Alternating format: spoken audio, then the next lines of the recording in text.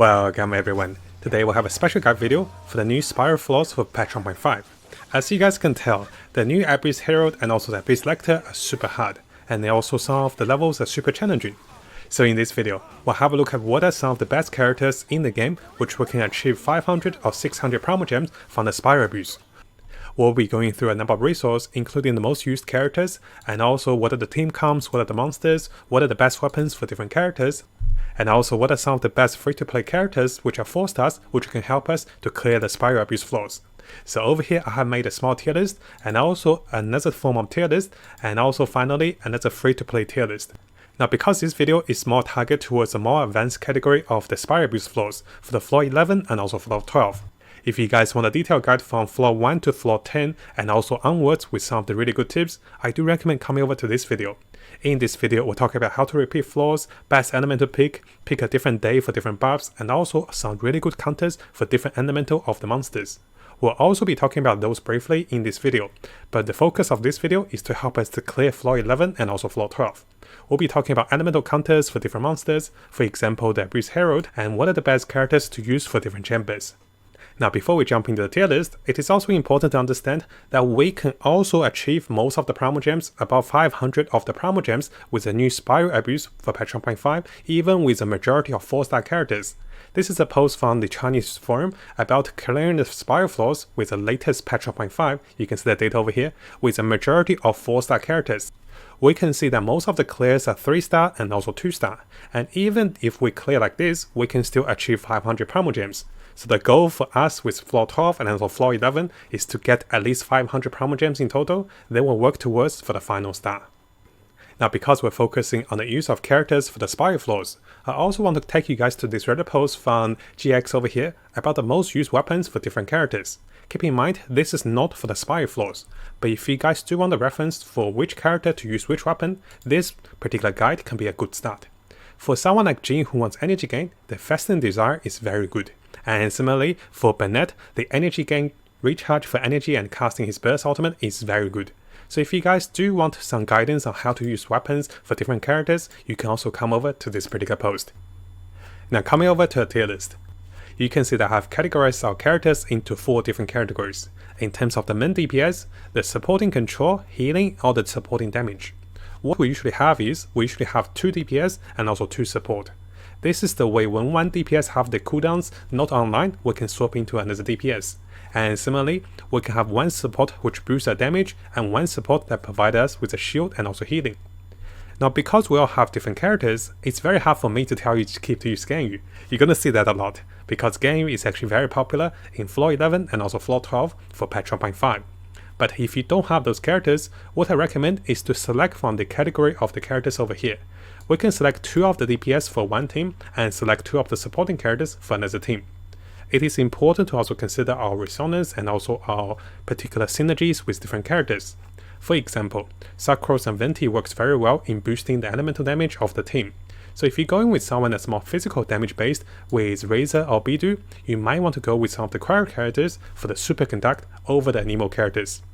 And as we go through this particular video, you're going to see us focusing on floor 11 and also on floor 12 most of the time.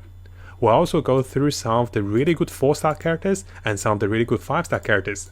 I'll briefly go through some of the 6 best characters I think for the new Spiral flaws.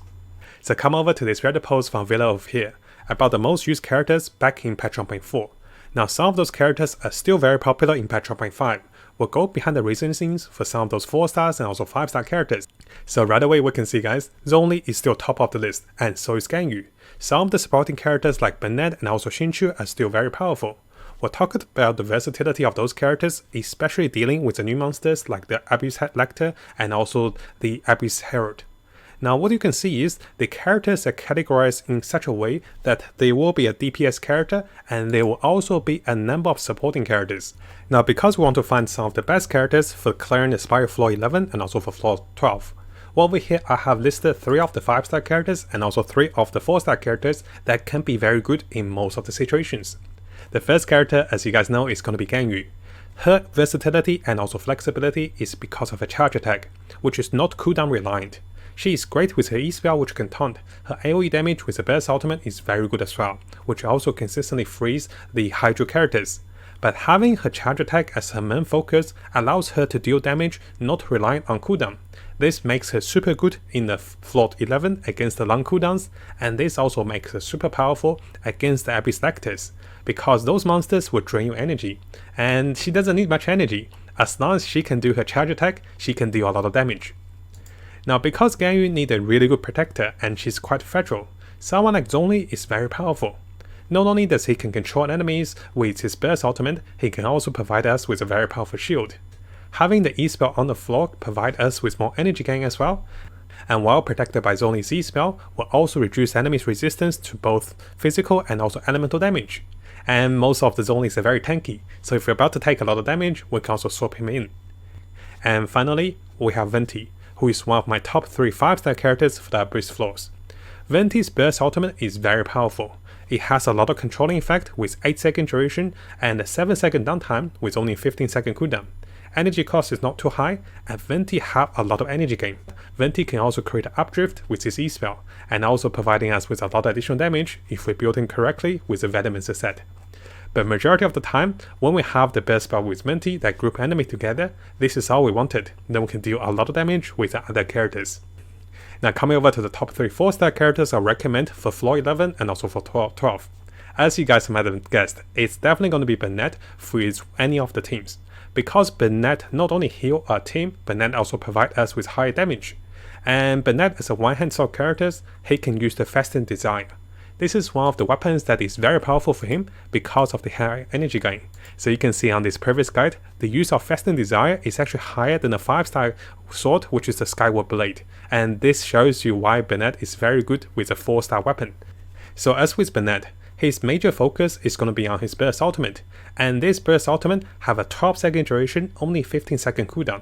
So this means you only have a 3-second downtime, and you can continuously enjoy the increase of damage and also healing while standing in the field. And this can make you very powerful with any of the teams. And because he is also a power character, so 2 power resonance makes him very good. Our next 4-star character, which has been seeing a lot of usage in the new Spiral floors 11 and also 12, is going to be Diana. Diana as a quiet character is going to break a lot of the electro shield and also freeze the Hydra monsters. So having her particular E spell having hold and also press, she can be very flexible. And having a weapon like the Sacrificial Bow, you can be potentially getting a lot of your kitty claws with your hold spell, which can reset the E spell with a certain cooldown. And also Diana can deal consistent quiet damage and also heal us. Notice characters like Diana and also Burnett have 2 factors. Not only they give us high damage, they also provide us with healing. Or they can be dealing continuous damage and also provide us with more healing. Having Diana on the team also allows us to survive a little longer. Because of the damage reduction to the enemies and also the increased movement speed can be very helpful against the monsters with the homing spells or against monsters that hits very hard. And as you can see with most of the replays we're going to see, Diana is definitely on a rise. A lot of the team comps, a lot of the team synergies are having Diana. And because Diana is one of the free characters we got with Patch 1.5, you can see the reason behind it. And she is going to be a very good character for most of the team comps. Having 2 power characters on the team also give us high critical rate and also be able to conduct the synergies like the melt effect or the freeze effect. Now my final recommendation for a 4-star character is actually Xingqiu, who is a very powerful Hydra support. Now, although Xingqiu is not going to be very good against the Hydra monsters in breaking the shield, Xingqiu against most of the enemy types that's not Hydra is very powerful. Because not only he provides us with a shield which can heal us with his passive, his particular shield will provide us with increased Hydra damage, which is elemental damage, which can be great against all the monsters except the Hydra monsters. So the best way to use Xingqiu is as a supporting character and also a supporting damage character. You can see over here, I have ranked Xingqiu quite highly in terms of the healing support, and also he can also come in over to the damage support. Depending on the build that we use with Xingqiu, he can be very powerful in terms of supporting, shield and also healing.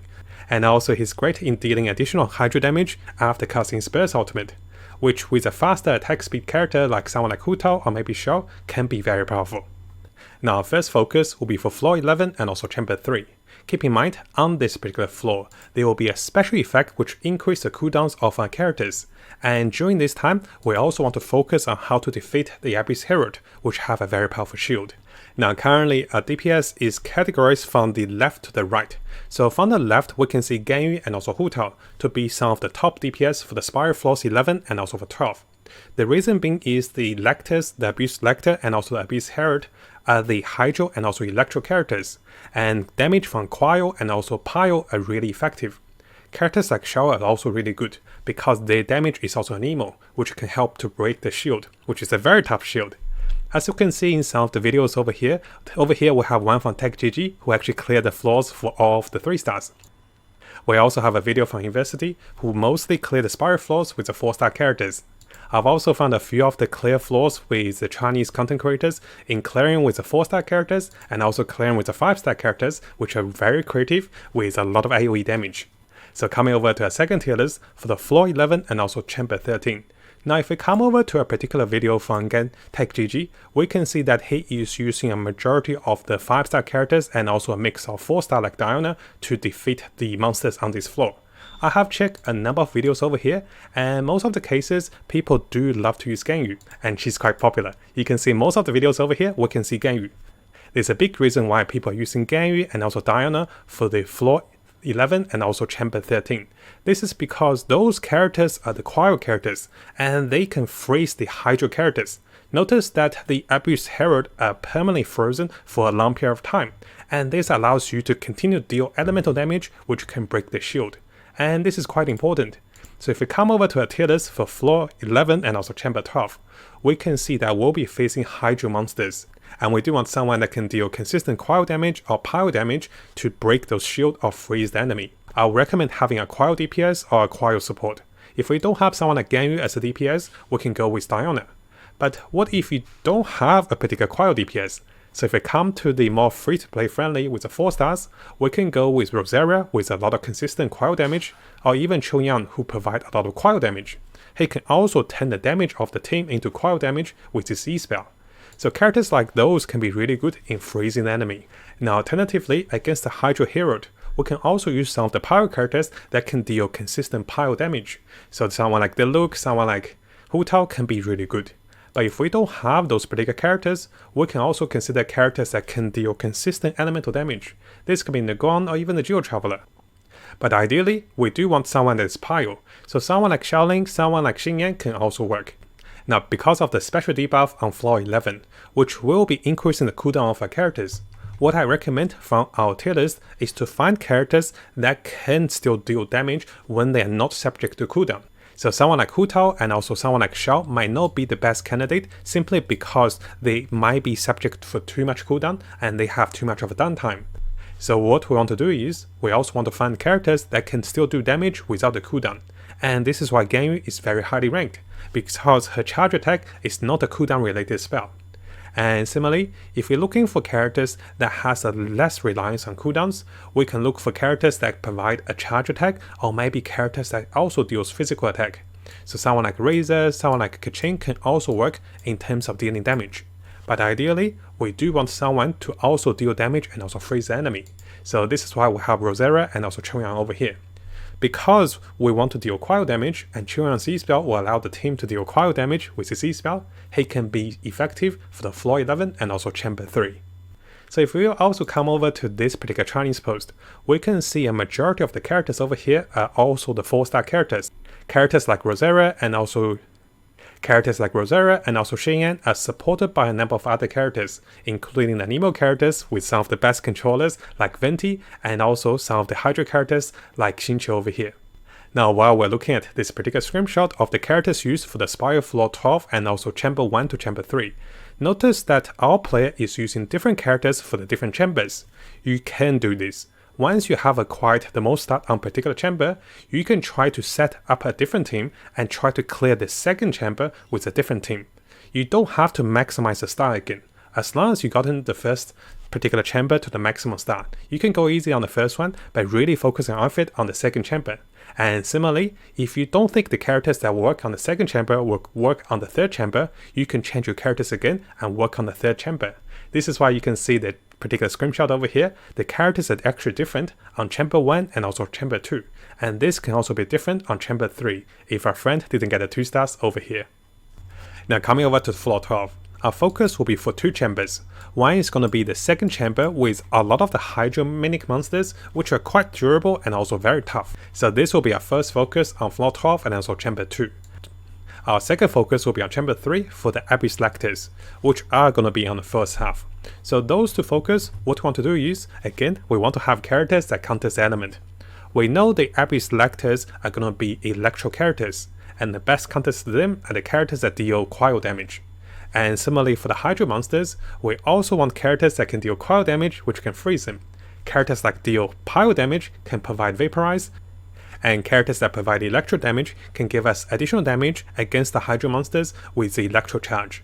So we'll be having a look at those characters and also a lot of controlling characters against those monsters. Now on the topic of controlling characters, I would strongly recommend using Venti for multiple monsters, especially against the Abyss Lector, which can be controlled by Venti. But if you do not have Venti, Sakros may be the best bet. She will also increase the team damage and also provide a controlling factor with a burst ultimate. So Sakros is a budget Venti, but if you do have Venti, make sure you have Venti against those particular chambers. So if you're going with the particular chamber 2, you can consider having Venti on the second half against the Hydro monsters. Although we cannot control the ball, we can suck all the enemies in against the mage and try to finish them off and then go for the boss. And similarly, you can change your team again and come back and do chamber 3 again with a different team setup. So this way you can have your Venti on the first half against the Violet Lightning of the Abyss Lectors. Now other than the controlling characters, we can see in a lot of those replays, we have characters that deals cryo damage against the electro characters, even the supporting characters like Diana and also Chunyan. And similarly, we can see over here. Now if you don't want to be using cryo DPS against the Abyss Lectors, we can also consider the pyro characters. Characters like Bennett can also work very well with Klee, with the Luke, or even with Sheldon, to deal additional damage and also to break their shield. Our goal is to deal as much elemental damage as we can against the Abyss Heralds and also against the Abyss Lectors, because we want to break their shield. Once the shield is broken, they become much easier. And as you can see, the Chinese content creator over here also used Ganyu, which is very powerful with Venti against all sort of monsters. Because of the controlling effect and also his fast energy gain, him can be a very powerful character in the floor 12 against the new patch 1.5 Abyss. Now as for the floor 12 of the Spiral Abyss, what I recommend is again having someone like Ganyu that can deal cryo damage. If you do not have a 5-star cryo DPS, maybe considering building Rosaria or Chunyan into a DPS. We can also see the Chinese post over here about using Rosaria, Chunyan and also Xinyan as the main DPS when you don't have the 5-star DPS.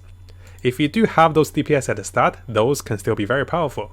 But the question of course is again, what if you don't have those particular DPS? This is when we want to use more of the elemental counters to our advantage.